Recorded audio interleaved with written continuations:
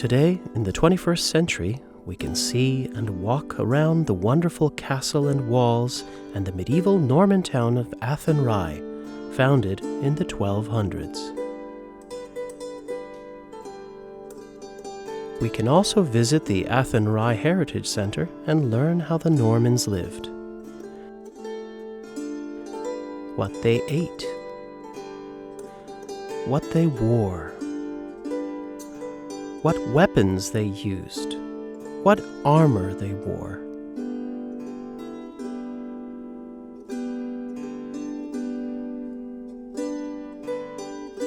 We can see all these things, but what kind of music did they like?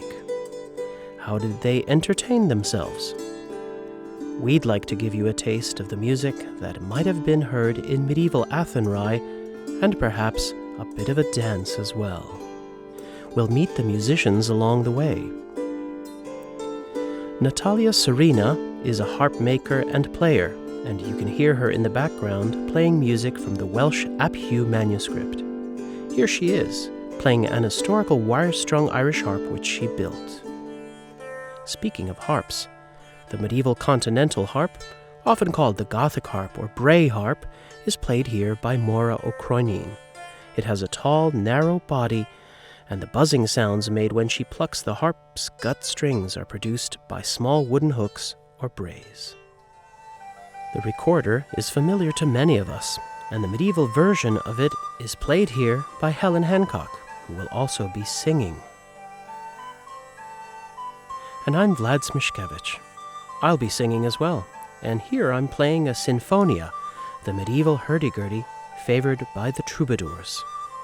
It looks like a box, and inside are several strings for drones and melody. When I turn the crank, it turns a rosin-covered wooden wheel around and around, rubbing the strings. You can also see that I play keys, which touch the strings to create the melody. I play another hurdy-gurdy called the organistrum, which is modeled after stone carvings on many church porticos throughout Europe, like the famous one at Santiago de Compostela. So what were the popular singer-songwriters of the Middle Ages writing songs about? Well, love, of course. Here's a song from the pen of one of the most popular songwriters of the 14th century, Guillaume De Macho.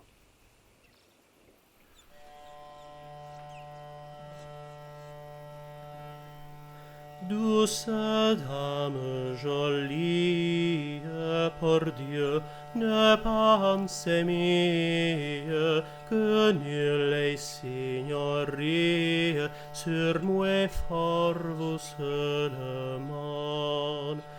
Que des André chérie, chérie, vous est humblement tous les jours de ma vie servi sans vilain pincement. Elle a séché mon dit d'espérance de haïr, dans ma joie finie, ce pitié ne vous en prend. Secular music, poetry, and love songs were all enjoyed during the medieval period, and although the Normans and the Irish were both devoutly Catholic, secular romances were part of their tradition, oral and written. Everyone loves a good romance, and one of the most famous is the story of Tristan and Iseult. Iseult, an Irish princess, was betrothed to the King of Brittany. When Tristan was sent to bring Iseult to Brittany, she fell in love with Tristan and gave him a potion so he would fall in love with her. If this sounds familiar, it's because it's an earlier version of Guinevere, Lancelot, and Arthur, a story known in Ireland as well as the legend of Grania, Diarmuid, and Fionn. Imagine the Normans of Athenry gathered around the poet as he sang of Tristan's sorrow and pain at his plight. This lament, Tristan's lament, is followed by a dance called La Rota, or the harp. This pattern of lament and then dance is also seen in Irish music, where a lament is often followed by a jig or reel.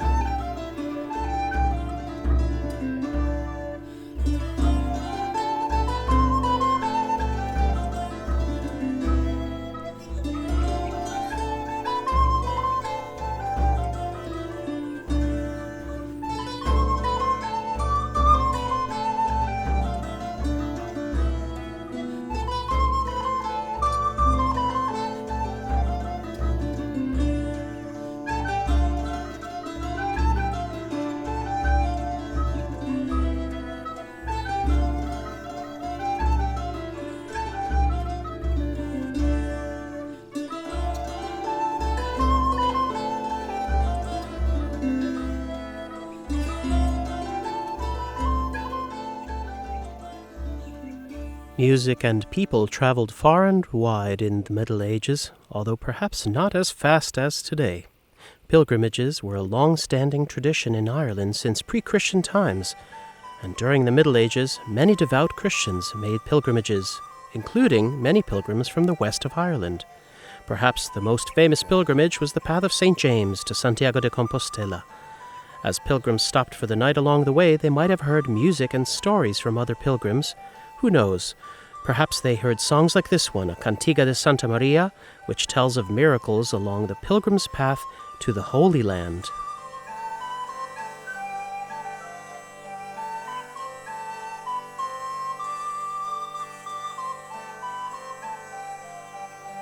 Nas mente sempre tener debemos las feituras da Virgen pois receber as foron as pedras duras per quanto eu dizer oi a muitos que foron na Santa Getsemani foron achar. Well, we promised you a dance before we were through, and here we are, nearly at the end of our short musical journey. We don't know a great deal about dancing in the Middle Ages. We have images, and we have some music, and a few general descriptions. What we do know, however, is that one of the most popular dances was a line dance. Sometimes people joined hands, and sometimes, as we are doing today, in order to keep a safe but friendly distance, each person held onto one end of a handkerchief. Can you figure out the steps just by watching?